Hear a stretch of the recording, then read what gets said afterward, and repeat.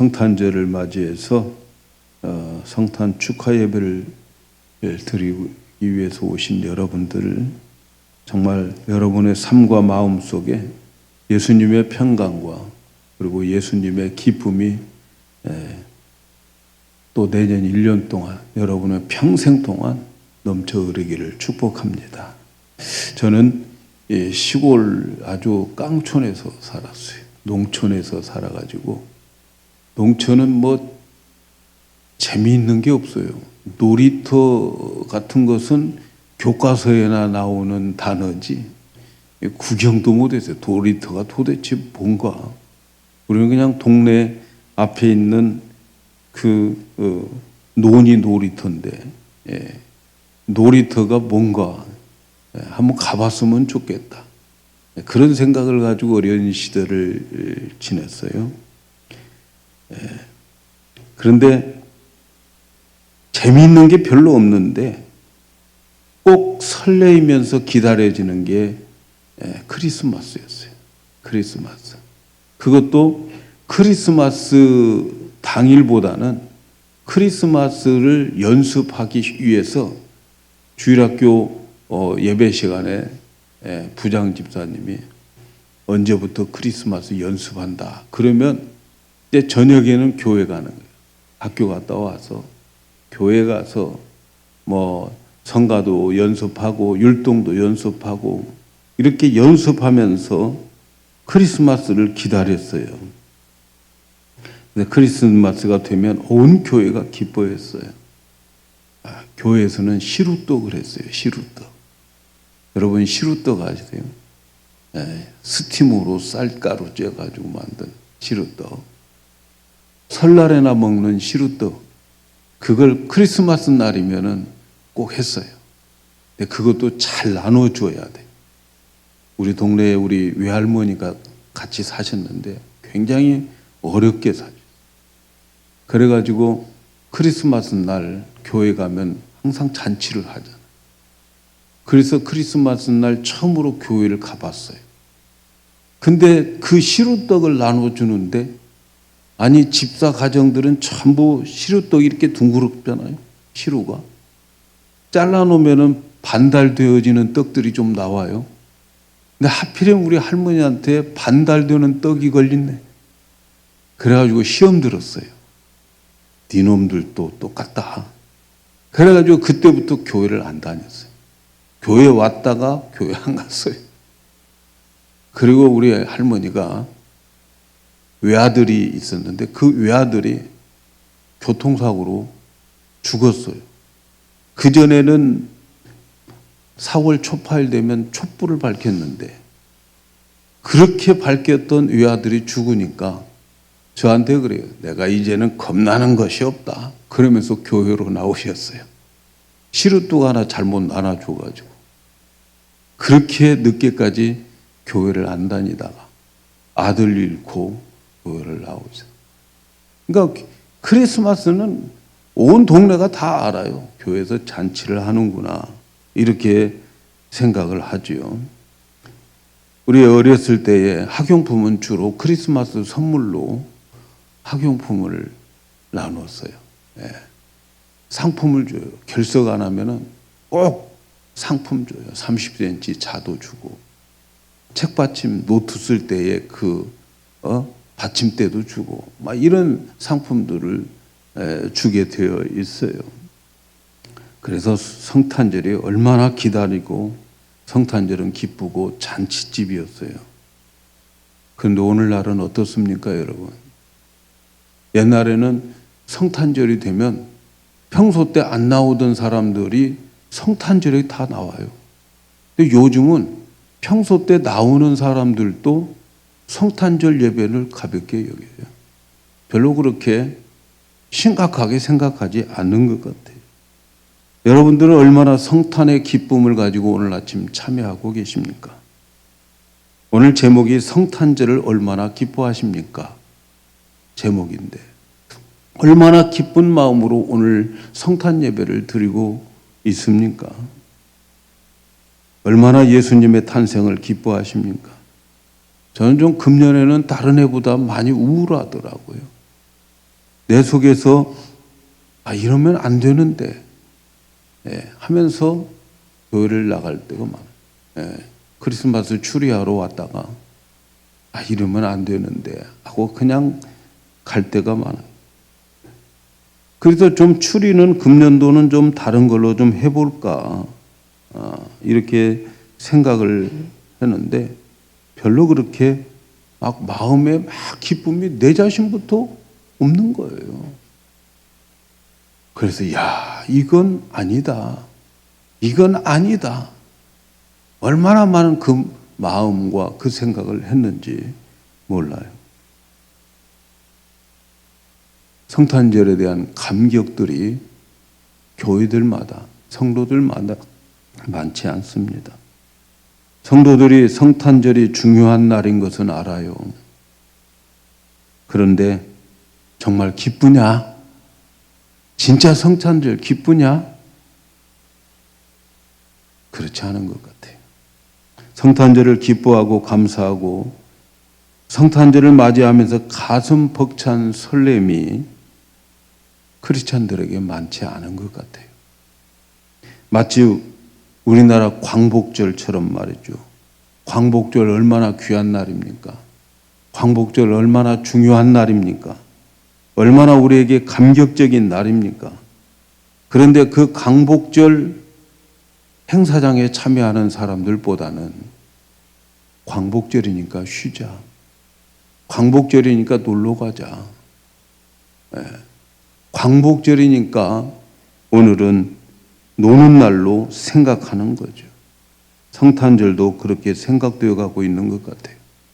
메리 크리스마스라고 하는 말, 이 말이 이제는 퇴색되어지고 사람들이 메리 크리스마스란 말을 없애려고 애를 써요. 해피 할로데이.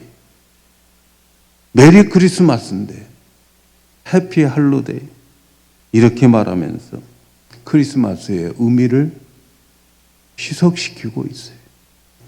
크리스천들이 기뻐하지 않고 크리스천들이 크리스마스가 되면 막 들떠있고 기쁨이 넘치고 그래야 되는데 크리스천들이 그런 기쁨과 들떠있음이 없으니까 세상도 마찬가지로 관심을 가지지 않아요.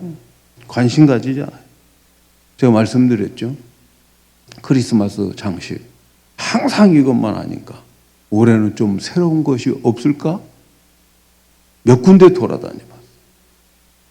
놀라운 것은요, 크리스마스 장식 새로운 것을 만들지 않아요. 몇 군데 갔다 빈손 들고 나왔어요. 심지어 크리스마스 카드조차도 안 만들어요. 옛날 거예요. 그래가지고 사서 와서 보니까 옛날에 만들었던 카드인데 카드를 열면 흰눈 사이로 뭐 그런 노래가 나오는데 배터리가 다 닳아져 가지고 나오지도 않아요. 크리스마스 카드도 안 만들어요. 여러분, 세상이 지금 이렇게 되어가고 있는 것 전 너무나도 우울해요. 교회를 다니는 사람들이 들뜨고 크리스마스에 대한 마음과 그리고 그들의 부풀어져 있는 그런 것들을 세상 사람들이 볼 때에 크리스마스 장식에 대한 그러한 어떤 물건들도 연구해서 만들어야 될 건데 가서 보면은 전부 다 재고예요. 재고. 작년에 팔리지 않았던 거 내놓고 그거 다 떨어지면 끝나는 거예요. 공장들이 그런 거 만들 생각 안 해요.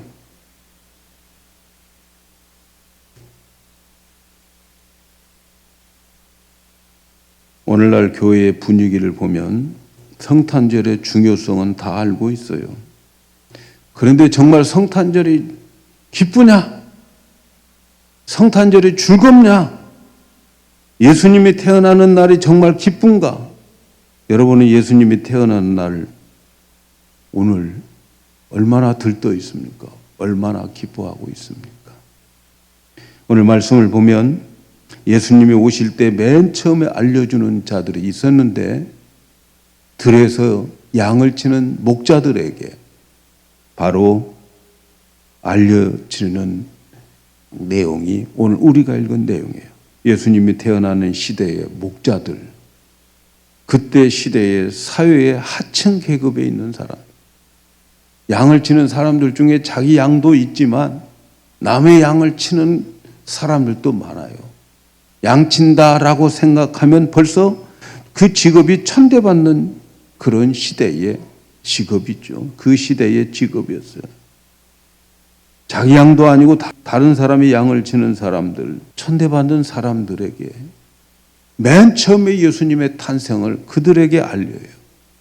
사랑하는 여러분, 기독교는 고급스러운 종교가 아니에요. 수준 높은 사람들이 예수 믿는 그런 종교가 아니에요. 이렇게 낮은 수준에 있는 자들에게 먼저 이런 소식을 전했다고 하는 것은 우리 같은 사람들에게 엄청난 복음이지요. 이런 낮은 계층에 있는 목자들에게 들에서 밤을 새우면서 양을 지키고 있는데 갑자기 하늘에서 아주 밝은 빛이 쫙 내려집니다. 조명탄도 없는 시대인데 누군가 조명탄을 쏜 것도 아닌데 하늘에서 그렇게 밝은 빛이 비치니까 들판에서 얼마나 두렵고 무섭겠습니까? 그런데 말이죠, 그 영광의 빛 가운데에 천사들이 그들에게 알려주는 소식이 있어요. 우리가 읽은 말씀 10절에 보니까 천사가 이르되 무서워 말라, 보라 내가 온 백성에게 비칠 큰 기쁨의 좋은 소식을 너희에게 전하노라. 천사들이 목동들에게 전해주는 말입니다. 무서워 말라, 내가 온 백성들에게 미칠 큰 기쁨의 좋은 소식 내가 지금 너희들에게 전해주겠다. 여러분, 온 백성들에게 전해주는 기쁨의 큰 소식, 이 지구상에 있는 모든 민족들, 모든 나라들에게 기쁨으로 그들에게 전해주는 메시지가 있다는 거지요. 온 나라, 온 족속들, 온 백성들, 아프리카에도 좋은 소식, 유럽에도 좋은 소식, 5대양 6대주에 있는 모든 사람들에게도 다 좋은 소식, 기쁨을 주는 좋은 소식이 있다는 거예요. 여러분, 어떻게 그렇게 좋은 소식이 있어요? 모든 민족이 기뻐할 수 있는 좋은 소식이 어디에 있어요? 우리는 가끔 기쁜 일을 만나지요. 우리 자녀들이 좋은 대학을 갔다든가, 좋은 직장을 잡았다든가, 또 좋은 사람하고 결혼을 했다든가, 뭐 사업이 성공했다든가, 가끔 우리에게 기쁜 일들이 있어요. 만날 수 있죠. 그러나 여러분, 이런 기쁜 일들은 그 사람에게 좋은 것이고, 그리고 그 기쁜 일이 시간 지나면 다 그 기쁨이 사라져 없어져 버려요. 조금 있으면 사라지는 기쁨들이에요. 그런데 이 천사들이 전해주는 이 메시지는 온 백성들에게 기쁨을 주는 소식, 누구든지 그 소식을 들으면, 그 기쁨을 맛보면 언제든지 계속 되어지는 기쁨, 그 기쁨의 소식을 전해준다는 거예요. 이 기쁨은 항상 모든 사람들에게 주는 큰 기쁨이에요. 우리나라 사람에게만 기쁨이 주는 게 아니고 다른 나라 사람들에게도 기쁨이 줘요. 여러분, 어떤 기쁨은 나에게는 기쁨이지만 저 사람에게는 화가 되는 기쁨이 있어요. 화가 나는 기쁨이 있어요. 나는 기쁜데 이 땅에 예수 그리스도 아기 예수가 태어나지만 그러나 화가 난 사람이 있었어요. 누굽니까? 헤롯 왕이잖아요. 헤롯 대제. 예수님 오셔서 기뻐한다. 그런데 헤롯 대제는 화가 나가지고 너무 화가 나서 속았다는 기분으로 어떻게 됩니까? 나중에 2살 이하의 베들레헴에 있는 아이들 다 죽여버리잖아요.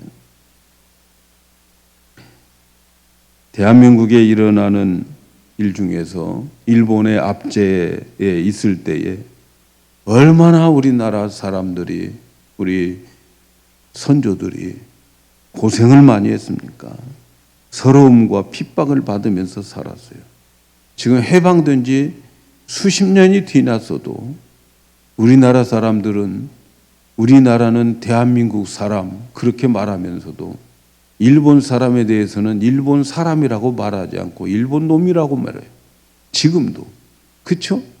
일본 놈들, 일본 놈 이렇게 말하잖아요. 얼마나 한이 맺혔으면 그렇게 일본 놈들 그러겠습니까, 여러분? 그만큼 일본 압제에 취업과 한스러운 거죠. 그런데 그 일본 땅에 히로시마에 원자탄이 떨어지고 일본의 천황폐하가 항복을 했을 때에 1945년 8월 15일 날 우리나라는 광복절을 맞아요. 광복.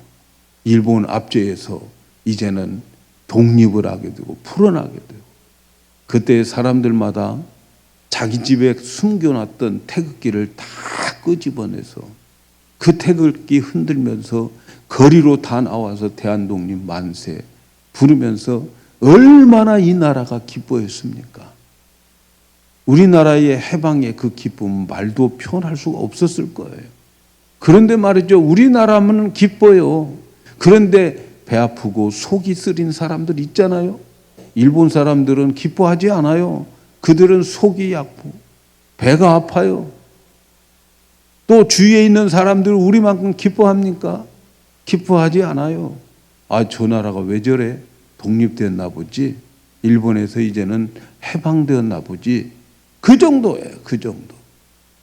그 정도의 기쁨입니다. 대한민국 백성들이 기뻐하는 것처럼 기뻐하지 않아요. 그런데 말이죠. 예수 그리스도의 탄생은 온 민족들이, 온 나라에 사는 사람들이 기뻐한다는 소식이죠. 이스라엘 백성들만 기뻐하는 게 아니에요. 이스라엘의 예수 그리스도가 아기 예수로 태어났는데 오늘 이 온 백성들이 기뻐하고 있는 거예요. 한국에 있는 백성들, 온 인류에 있는 백성들, 전쟁터에서 전쟁하다가도 바로 이 캐롤이 들려지는 순간에 전쟁이 멈췄다고 하잖아요. 서로 총을 겨누고 있었던 사람들이 서로 찬양하며 캐롤송을 하고 전쟁이 잠시 평화가 왔었다 하는 기록들이 1차 세계대전에 기록들이 많이 있잖아요. 도대체 어떤 소식이길래 그 소식이 온 백성들에게, 온 나라 사람들, 온 민족들에게 기쁨의 소식일까요? 그 이유를 11절에 말씀하고 있어요. 오늘날 다윗의 동네에 너희를 위하여 구주가 나셨으니 곧 그리스도 주시니라. 구주가 나셨다는 거예요. 그래서 그 구주가 난 소식을 온 백성들이 들었을 때에는 온 백성들에게 큰 기쁨이 오게 되었다. 그 구주가 곧 그리스도 주라. 왜 온 백성들에게 큰 기쁨 소식입니까?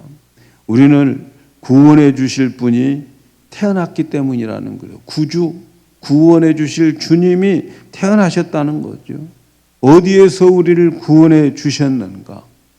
어디서 우리를 구원해 주신단 말인가? 마태복음을 통해서, 마태를 통해서 요셉에게 알려주는데 요셉이 자기와 결혼한 아가씨가 있어요. 그의 이름은 마리아. 마리아인데 말이죠. 요즘 한국에 그 트로트 가수 중에 마리아라고 하는 사람이 뜨더라고. 마리아란 말이야. 그러면서 뜨는데 이 마리아라고 하는 마리아가 약혼녀예요. 그런데 마태복음 1장에 보면 약혼을 하고 결혼식을 해야 정식으로 아내가 되는 거예요. 근데 약혼식만 했는데 이 마리아가 아이를 가졌다는, 임신했다는 거예요. 그때 당시에 약혼했는데 내 약혼한 상태에서 아이를 가지면 누구를 막론하고 돌을 맞아 죽게 되어 있어요. 동네 사람들이 가만 놔두지를 않아요. 돌로 쳐서 죽이고 맙니다. 그러니까 이 요셉이 의로운 사람이라고, 착한 사람이라고, 그래서 그냥 조용히 파혼하고 끝내야 되겠다, 이런 생각을 하고 있었어요. 그런데 천사가 꿈에 나타났어요. 야, 저 마리아는 사람에 의해서 임신한 것이 아니고 성령으로 잉태된 아이야. 사람으로 태어난 게 사람으로 태어난 아이가 아니고 하나님의 능력으로 잉태해서 태어난 아이인데 그 아이의 이름을 예수라고 하라. 그런데 그 예수의 이름의 뜻, 여러분, 예수 믿는 사람들이 예수의 이름의 뜻도 모르고 예수 믿는 사람들 많아요. 예수의 이름의 뜻은 그가 자기 백성의 죄에서 구원할 자다. 예수가 뭐라고요? 자기 백성의 죄에서 구원할 자다. 그런데 누가복음에 양치는 목자들에게는 구주가 나셨다. 그런데 어디서 구원해 주시냔 말이죠. 근데 마태복음을 보니까 요셉에게 밝히 가르쳐 주는 거예요. 예수라는 거예요. 자기의 죄에서 구원해 줄 자가 나왔다. 그러니까 우리의 구주는 어디에서 구원해 줄 자냐? 죄에서 구원해 줄 자다. 그래서 마태복음 1장 21절에 아들을 낳으리니 이름을 예수라 하라. 이는 그가 자기 백성을 저희 죄에서 구원할 자니라. 이렇게 말씀하는 거예요. 그러니까 누가복음의 천사들이 들에서 양치는 목자를 구원해 줄 구주가 나왔다. 어디에서 구원해 준다는 거예요? 죄에서 구원해 주신다 하는 거예요. 여러분, 이 세상의 모든 사람은 다 죄를 지었어요. 이 세상의 온 백성들, 온 나라에 있는 사람들은 다 죄를 지었어요. 그래서 성경은 모든 사람이 죄를 범하였다, 이렇게 선언하는 거예요. 그런데 죄를 지으면 어떻게 됩니까? 죄의 삭스로 사망에 이른다. 죄 지었기 때문에 죽는 거예요. 원래는 죄로 인해서 죽지 않게 만들었어요. 근데 죄를 졌기 때문에 죽는 거예요. 이 모든 사람들이 다 죽는다고 하는 것은 다 죄를 졌다는 거예요. 그런데 문제는 죄를 짓고 죽으면 끝나면 좋겠는데 한번 우리에게 정해진 죽음이 모든 사람에게는 정해져 있지만 그 후에는 심판이 있으리라. 심판을 받게 되는 거예요. 여러분, 죽는 것으로 끝난다면 다 그냥 야 우리 함께 죽어버리자 끝날 수 있어요. 이 세상 뭐 살아봤자 무슨 소망이 있냐. 죽어버리면 되지요. 그런데 말이죠, 죽고 나면 심판이 있어요. 무슨 심판? 죄에 대한 심판. 그래서 그 죄에 대해서 심판을 받고, 그래서 한 가지 죄라도 있으면 그 사람은 영원히 꺼지지 않는 유황불 속에서 영원한 저주와 고통을 받으면서 영원히 살아가는 거예요. 한번 들어가면 끝나는 거예요. 모든 인류는 다 죄를 짓고 죽고 그리고 심판을 받아서 지옥에 갈 운명에 처해 있는 게 모든 인류의 사람들이에요. 이 세상의 모든 사람들은 죄를 가지고 있기 때문에 다 이렇게 영원히 살 운명이 없어요. 지옥에서 살 운명만 가지고 태어나는 거예요. 그래서 이 세상을 태어나는 것은요, 죽음을 향해서 지옥에 가기 위해서 태어난 거예요. 태어난 것이 뭐 그렇게 좋은 건 아니죠. 그런데 말이죠, 바로 그렇게 지옥에 갈 수밖에 없는 인생, 죽음을 향해 갈 수밖에 없는 인생, 죄의 심판을 대를 향해서 가는 인생, 그리고 지옥으로 떨어질 그러한 인생, 그 인생을 죄에서 구원하기 위해서 아기 예수가 이 세상에 오셨다는 거죠. 그 아기의 수가 바로 구주라는 거죠. 천사는 양치는 목자들에게 바로 이 소식을 전해주는 거예요. 사랑하는 여러분, 예수님이 이 땅에 오신 것은 우리가 이 세상에서 잘 먹고 잘 살고 편안하게 살기 위해서 오신 것이 아니에요. 많은 사람들이 예수 믿는 목적이 그런 곳에 있어요. 그런데 예수님 그런 것 때문에 오신 분은 아니에요. 아니, 잘 먹고 잘 살고 그러려면 높고 높은 그 영광스러운 보좌에서 명령만 내리면 되는 거예요. 그런데 뭐하러 추한 인간들에게 이 벌레 같은 난리에 벌레로 되냔 말이죠. 그렇게 오신 분이 아니에요. 우리가 이 땅에 살아가면서 정말 잘 먹고 잘 살고 출세하는 거 좋은 일입니다마는 그것이 예수님의 오신 목적은 아니에요, 여러분. 우리가 이 땅에 사는 것을 도와주려고 예수님이 오신 게 아니에요. 내가 하는 일 도와주어서 이 땅에서 잘 먹고 잘 살고 성공하고 수준 있는 삶을 살게 하기 위해서 예수님 오신 게 아니에요. 예수님은 우리의 죄를 위해서, 죄로 인해서 영원히 심판을 받아서 구원받지 못할 지옥으로 가 있는 우리들을 위해서 예수님이 오신 거예요. 사람은 누구나 죽잖아요. 그러나 죽고 나면 천국과 지옥이 기다리고 있어요. 천국과 지옥은 죄로 인해서 결정되어지는 거예요. 누구든지 죄가 있으면 지옥에 내려가요. 한 번이라도 죄를 지으면 지옥에 내려가요. 영원히 뜨거운 불 속에서 영원한 고통을 받으면서 영원히 죽지도 않고 살게 되는 거죠. 그런데 이 땅에 태어나신 아기는 예수 그리스도, 그분은 죄로 인해서 뜨거운 지옥에 갈 우리들을 구원하기 위해서 하나님이신 그분이 이 세상에 오신 거예요. 이 아기 예수는 어떤 분인가? 베들레헴에 태어난 그 아이는 어떤 분이었는가? 요한복음 1장 3절에 보니까 만물이 그로 말미암아 지은 바 되었으니 지은 것이 하나도 그가 없이 된 것이 없다. 그 아기 예수는 우주 만물을 창조하신 창조주 하나님이라는 거죠. 창조주 하나님. 또 요한일서 4장 9절에 보니까 하나님의 사랑이 우리에게 이렇게 나타난 바 되었으니 하나님이 자기의 독생자를 세상에 보내시면 저로 말미암아 우리를 살리려 합니다. 이 땅에 오신 그 예수 그리스도는 하나님 품속에 있는 독생자 외아들이었어요. 그 외아들을 십자가에서 죽게 하고 우리의 죄값을 치르게 하기 위해서 이 땅에 보내주셨어요. 그분은 창조주요, 그 아기는 하나님 품속에 있는 하나님의 하나밖에 없는 아들이었어요.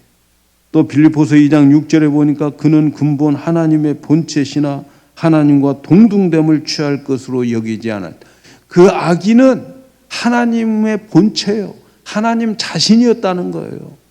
하나님 자신이었던 그 아이기가 인간의 몸을 입고 이 세상에 태어나게 되었다는 거죠. 왜요? 왜 태어났어요? 왜 인간의 몸을 입고 태어났어요? 우리를 죄에서 구원하기 위해서 태어나셨다는 거죠. 왜 하나님은 우리에게 이렇게 독생자 그 예수를, 자기 품에 있는 그 아들을 우리에게 보내주셨을까? 이 땅에, 그것도 이 땅에 짐승이 사는 그 짐승의 외양간에서 짐승이 먹는 밥통에 거기에 태어나서 누웠어요. 왜 이렇게 하셨을까요? 왜 하나님이 그렇게 영광스러운 하나님을 그렇게 인간의 낮은 자리로 보내셨을까요?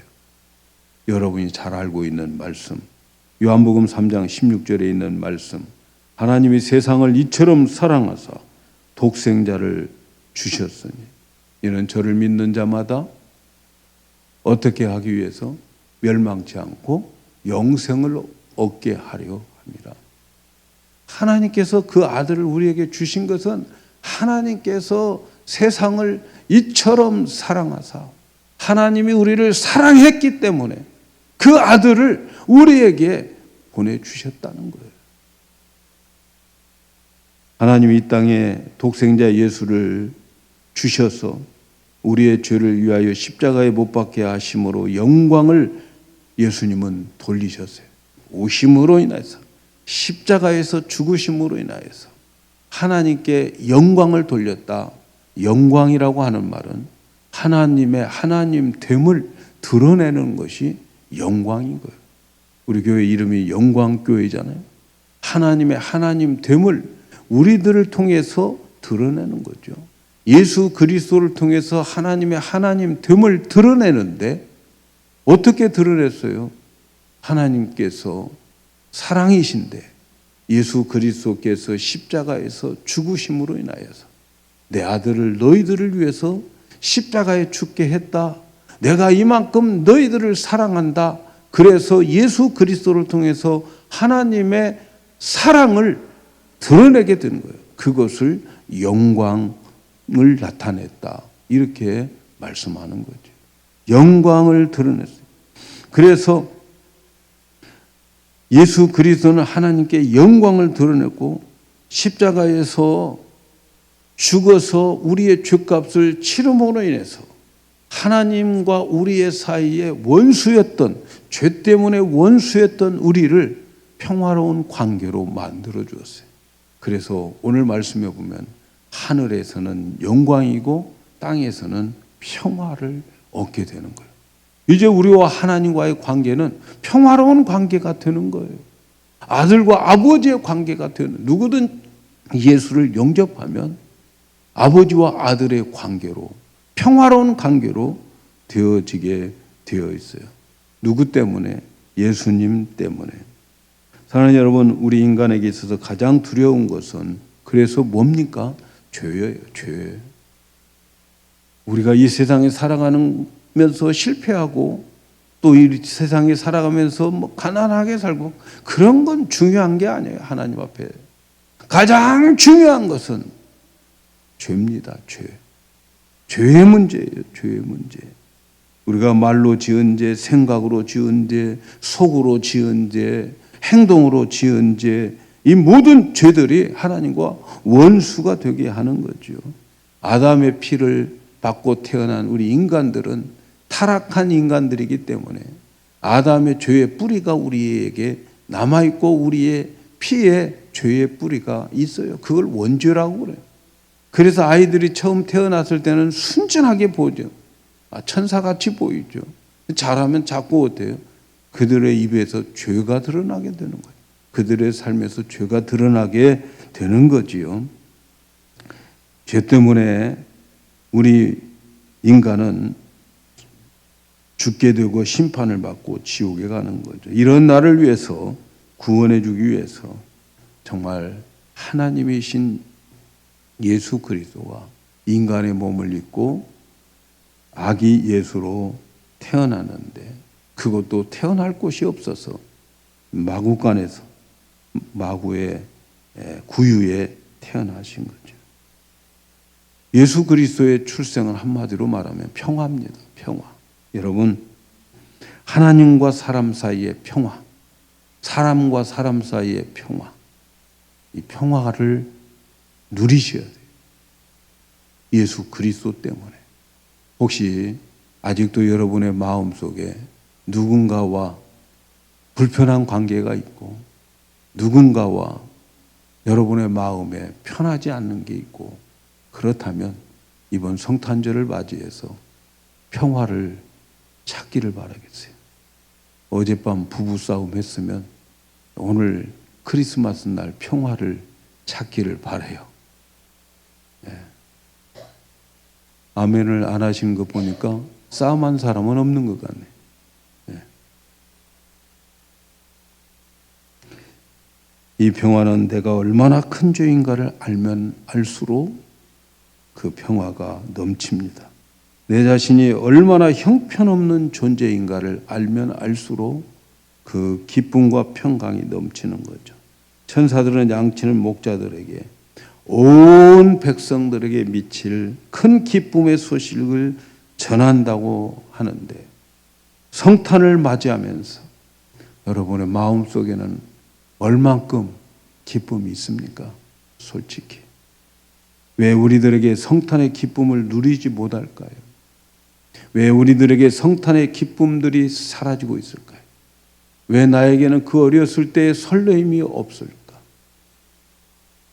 여러분, 우리 가족들의 생일을 한번 생각해 보십시다. 남편의 생일, 아내의 생일, 혹은 자녀들의 생일, 혹은 내가 사랑하는 사람들의 생일을 생각해 보세요. 생일 축하 파티가 있는데, 여러분, 우리의 가족, 사랑하는 남편, 사랑하는 아내, 자녀들의 생일 축하 파티가 있는데 참석해야 될까요? 말아야 될까요? 여러분 어떻습니까?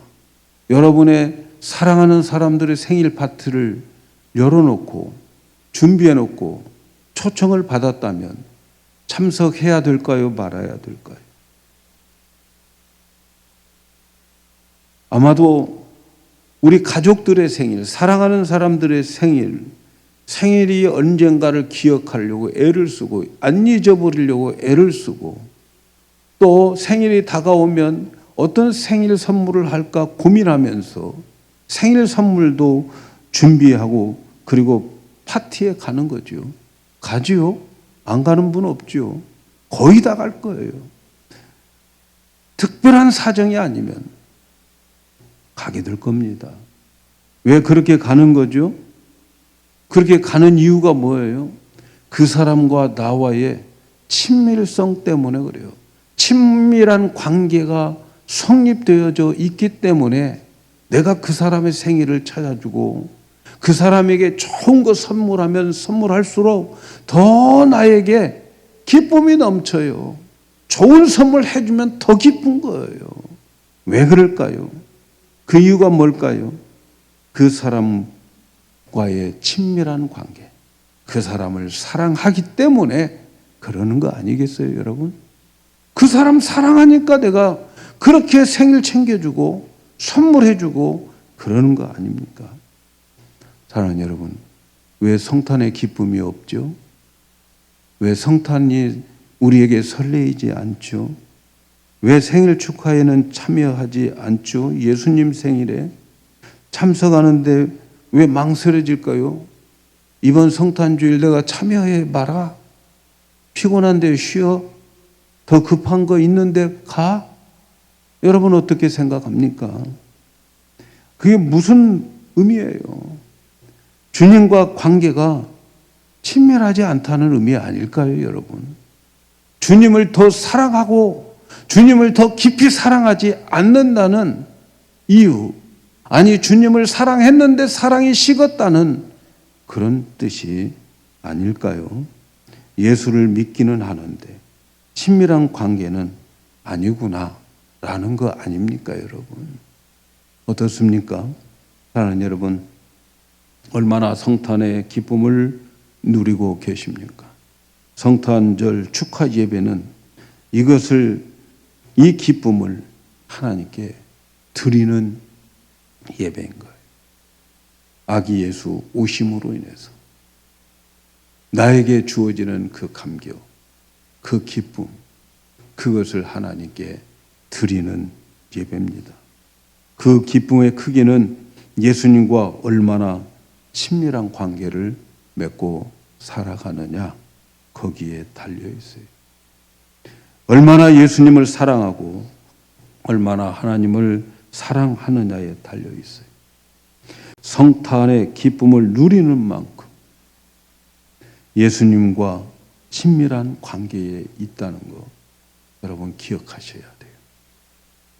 여러분이 느끼는 성탄의 기쁨만큼 여러분은 하나님을 사랑하고 예수님을 사랑하고 있는 거예요.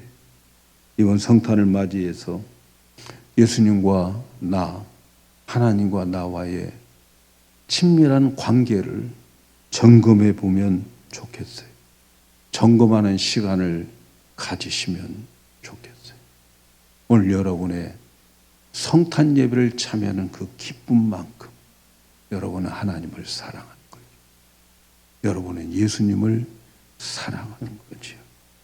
그래서 우리가 오늘 점검함으로 인하여서 이보다 더 많은 기쁨을 누리고 이보다 더 친밀한 주님과의 관계를 가지고 이보다 더 주님을 사랑함으로 인하여서 하나님이 네가 나를 사랑하니까 나도 너를 이렇게 사랑한다 하는 말씀처럼 말이죠.